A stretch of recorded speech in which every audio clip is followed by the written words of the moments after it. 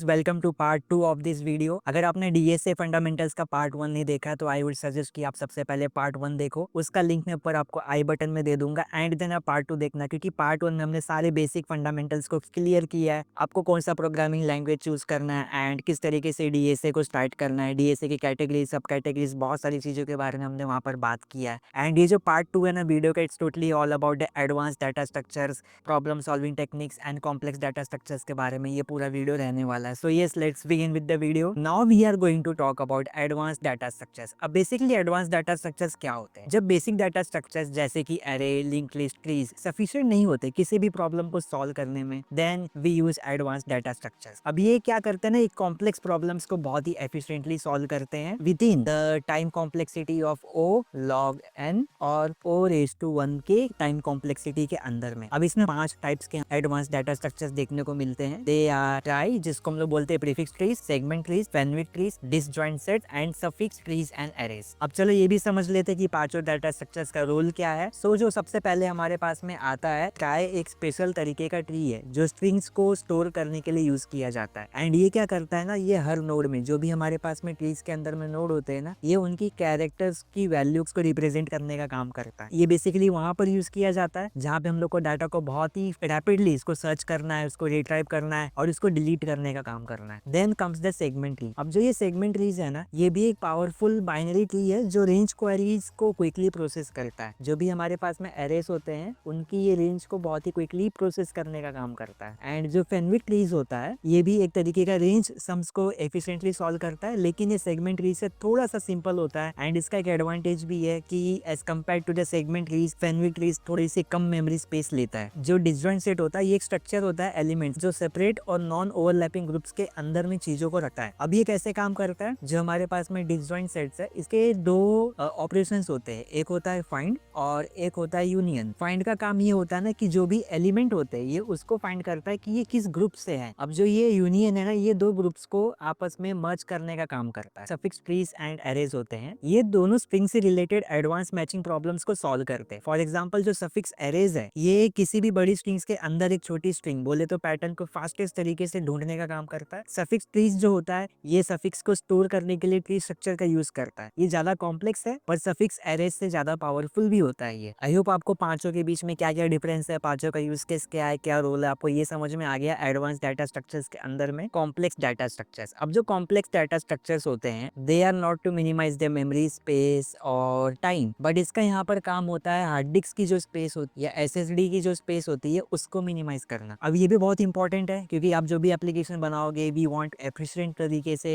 Storage का use करें। And यहाँ पर भी हमारे पास में 4 मेजर टाइप्स के होते हैं, B trees, sorry 2-3 trees, B plus trees, skip list, ISAM। 2-3 trees क्या होता है? सो बेसिकली 2-3 ट्रीज एक तरह का बैलेंस सर्च ट्री है। ये अपने आप को हमेशा बैलेंस रखता है। वर्स्ट केस सिनेरियोज में भी ये हमेशा O log n के टाइम कॉम्प्लेक्सिटी के अंदर ही चलता है। ये एक सिंपल तरीका होता है बैलेंसिंग मेंटेन करने का, जो बी ट्रीज का फाउंडेशन है एक तरीके से। अब जो बी ट्री होता है ना, ये भी एक तरीके का सेल्फ बैलेंसिंग सर्च ट्री है जो डिस्क बेस्ड स्टोरेज के लिए परफेक्ट है। अब ये काम कैसे करता है? ऑर्डिनरी ट्रीज में एक नोड के 2 चिल्ड्रंस होते हैं, ठीक है, बट जो बी ट्री है ना, ये एक नोड के अंदर में इसके मल्टीपल चिल्ड्रंस हो सकते हैं। अब इसको पढ़ना क्यों जरूरी है? क्योंकि रियल वर्ल्ड में जब भी हम लोग MySQL में काम करेंगे तो ये वहाँ पे इंडेक्सिंग का काम करता है। अब जो बी प्लस ट्रीज है, ये बी ट्री का एडवांस वर्जन है जो मॉडर्न डेटाबेस में आज के टाइम पे बहुत ही ज्यादा कॉमनली यूज किया जा रहा है। इसमें 2 चीजें होती हैं, एक होता है हमारे पास में इंडेक्स, एक होता है हमारे पास में लिंक लिस्ट। अब जो ये इंडेक्स होता है ना, ये इंटरनल नोड्स में की पॉइंटर्स का काम करता है। सारा एक्चुअल डाटा जो रहता है वो लीफ नोड के अंदर में स्टोर करके रखने का काम करता है। अब जो लिंक लिस्ट्स होती हैं, ये सभी लीफ नोड्स को लिंक लिस्ट की तरह आपस में एक दूसरे को ऐसे कनेक्ट करने का काम करती हैं। अब इसको पढ़ना इसलिए जरूरी है, इसकी मदद से जो रेंज क्वेरीज की स्पीड होती है ना, उसको हम लोग इंक्रीज कर सकते हैं। जैसे कि find all the users between age 20 and 30, ये उसको बहुत ही रैपिड कर देता है क्योंकि एक बार पॉइंटर स्टार्ट होने पर ही आपको पूरा ट्री वापस से ट्रैवर्स नहीं करना पड़ता इसके अंदर में। स्किप लिस्ट एक प्रोबेबिलिस्टिक डाटा स्ट्रक्चर है जो सॉर्टेड लिंक लिस्ट का एक एडवांस वर्जन आप इसे बोल सकते हो। ये लिंक लिस्ट के ऊपर एक्सप्रेस लेंस या लेवल बना देता है। हर नए एलिमेंट्स को एक रैंडम प्रोबेबिलिटी के थ्रू डिसाइड करता है कि वो कितने लेवल तक एक्सटेंड हो सकती है। Then comes the ISAM। इसका जो फुल फॉर्म है, it's index sequential access method. अभी ये क्या है? ISAM एक पुराना और बहुत ही सिंपल फाइल इंडेक्सिंग सिस्टम है जिसको आई थिंक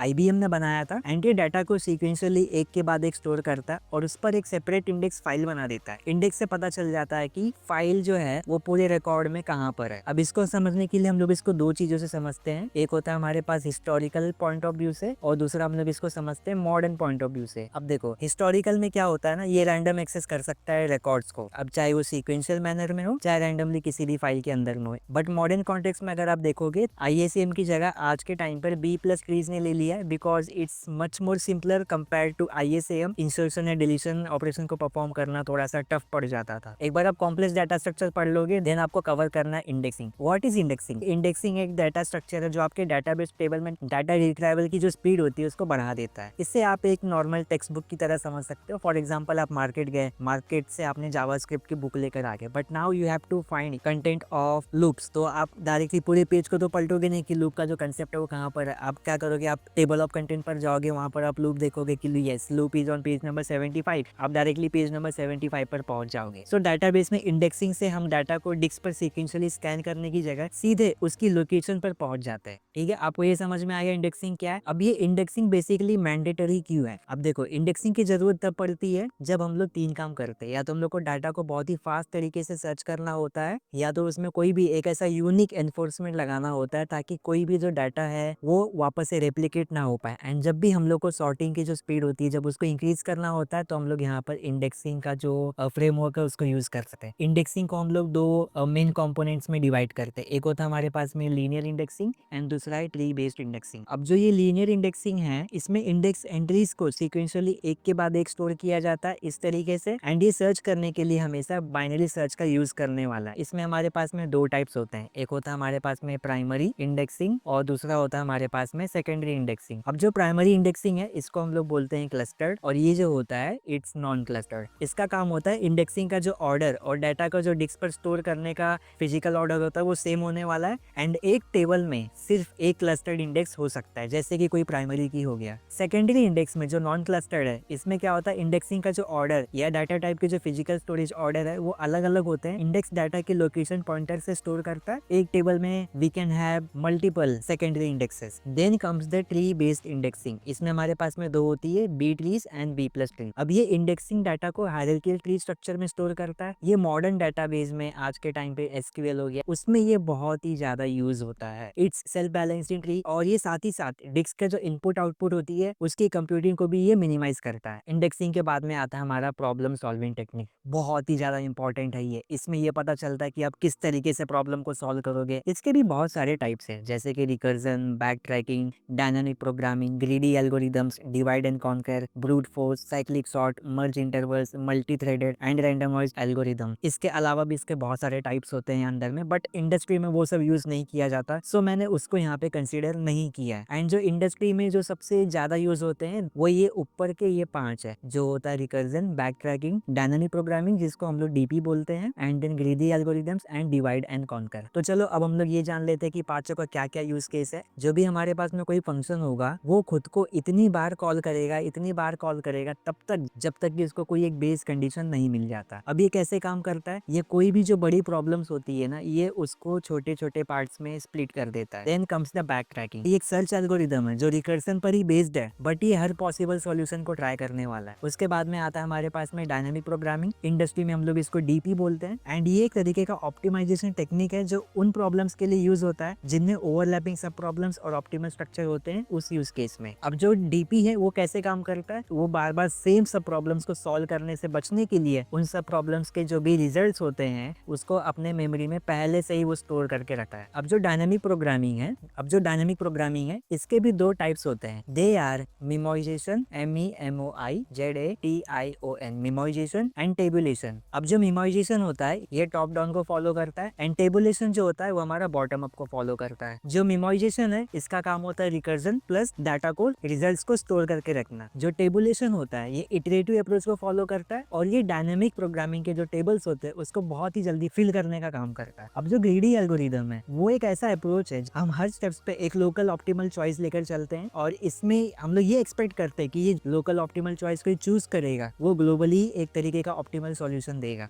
अब देखो, अभी आपने कोई भी एप्लीकेशन बनाया, उसमें जो भी इसके फ्यूचर कॉन्सिक्वेंसेस होते हैं ना, ये उनके बारे में ज़्यादा नहीं सोचता। बस उस मोमेंट में क्या चल रहा होता है, उसके हिसाब से ये अपना खुद का बेस्ट चॉइस ले लेता है। अब इसका यूज़ केस कहाँ-कहाँ होता है, जैसे कि डिजक्स्ट्रास एल्गोरिदम में आपको शॉर्टेस्ट पाथ फाइंड करना हो, या हफमैन कोडिंग में आपको डाटा कंप्रेशन का काम करना हो, क्रुक्सल्स एल्गोरिदम में आपको मिनिमम स्पैनिंग ट्री के अंदर में काम करना हो। बट यहाँ पर आपको एक चीज़ का ध्यान रखना है कि जो ग्रीडी एल्गोरिदम है, वो जो भी चॉइस लेगा, इसकी कोई गारंटी नहीं है कि हमेशा वो सही रहेगा। It can be wrong also. तो जब भी आप इसको इम्प्लीमेंट करोगे, you have to be very careful while implementing this greedy algorithm. Then comes the divide and conquer. आपके पास जो भी प्रॉब्लम्स होती है, ये इसको छोटे छोटे पार्ट्स में डिवाइड करता है, एंड देन उसके रिजल्ट्स को स्टोर करके ये खुद से लास्ट में उसको मर्ज कर देता है। जैसे कि समझो ये आपके पास में कोई प्रॉब्लम है, अब ये क्या करेगा, प्रॉब्लम्स को छोटे छोटे पार्ट्स में स्प्लिट कर देगा। स्प्लिट करने के बाद में ये उन प्रॉब्लम्स को रिकर्सिवली सॉल्व करेगा। सॉल्व करने के बाद में ये उनके डाटा को ये अपने पास में स्टोर कर लेगा, एंड लास्ट में पूरे डाटा को जितना उसने स्टोर किया रहेगा, उसको लास्ट में एक साथ में इसमें मर्ज कर देगा। इसको हम लोग बहुत ज्यादा यूज करते हैं when we work with merge sort, या फिर हो गया अपना quick sort, and also with binary search. अब ये जो पांचों टेक्निक्स है ना डीएसए की, ये एक तरीके से डीएसए का आप इसको लाइफलाइन मान सकते हो। अब जब भी आप सॉफ्टवेयर डेवलपमेंट इंजीनियरिंग के इंटरव्यूज दोगे, वहां पर सिर्फ आपका ये कोडिंग नहीं देखा जाएगा कि आप किस तरीके से प्रॉब्लम को सॉल्व कर रहे हैं, बट आपको इंटरव्यूअर को ये भी समझाना पड़ेगा कि आपने जो भी फ्रेमवर्क को चूज किया है, इनमें से वो कौन सी टेक्निक से चूज किया है, कौन सी टेक्निक से आप सॉल्व कर रहे हो, एंड उसका रीजन क्या है उस प्रॉब्लम सॉल्विंग टेक्निक को चूज करने का। सो आई होप आपको ये चीजें समझ में आ गई, एंड यहाँ पर हमने पूरा बेसिक से लेकर के जो भी एडवांस लेवल तक का डीएसए होता है, उसको हमने पूरा इस 2 पार्ट के वीडियो में कवर कर लिया। इसके अलावा डीएसए का कोई भी ऐसा कंसेप्ट नहीं है जो मेरे से छूट गया होगा, और मे बी माइनर एक दो होंगे जो इंडस्ट्री में इतना ज्यादा यूज नहीं होता, बट जितने भी हाईली यूज या जो भी प्रीफर्ड मेथड जितने भी है, वो सारे मैंने यहाँ पे आपको कवर करा दिए। अब इसके बारे में ही बात कर लेते कि कौन से प्लेटफॉर्म से जहाँ पर आपको डीएसए को प्रैक्टिस करना है। तो they are LeetCode, HackerRank, Geek for Geeks, Codeforces and Codesafe। अब जो पांचों वेबसाइट है, पांचों के अपने अपने फायदे हैं, पांचों के अपने अपने नुकसान है। Obviously all are free to access. जो हमारा LeetCode होता है, they are good for coding interviews, and ये अपने खुद के कॉन्टेस्ट को भी रखता है, जहाँ पर जाकर आप पार्टिसिपेट करके नई नई चीजों को सीख सकते हो। एंड जो HackerRank है, it's totally beginner friendly, and जो Geek for Geeks है, वहाँ पर आपको थ्योरी भी सीखने को मिलेगा एंड प्रैक्टिकल्स को भी आप परफॉर्म कर सकते। Then comes the Codeforces। Codeforces बहुत ही ज़्यादा जाना जाता है कॉम्पिटिटिव प्रोग्रामिंग के लिए। अगर आपको कॉम्पिटिटिव प्रोग्रामिंग सीखनी है, देन डीएसए को बेसिक स्ट्रॉन्ग करने के बाद में you can start with it. यहाँ पर भी आपको लर्निंग मिलेगी, कॉन्टेस्ट में भी पार्टिसिपेट करने का मौका मिलेगा। अभी हमने पूरा बेसिक से लेके एडवांस क्लियर कर लिया। एंड अगर आपको पूरे वीडियो में कोई भी डाउट है, किसी भी सेक्शन से कोई भी क्वेरीज है, then please make sure to comment. मैं आपको उसका रिप्लाई देने की कोशिश करूंगा, and I will try to solve that query for you as soon as possible. I hope आपको वीडियो पसंद आई। अगर पसंद आए तो उसको लाइक कर देना, and make sure to subscribe us because we are going to post more videos on IT and computer science related fields. So now see you in the next video. तब तक के लिए bye bye, take care, have a good day.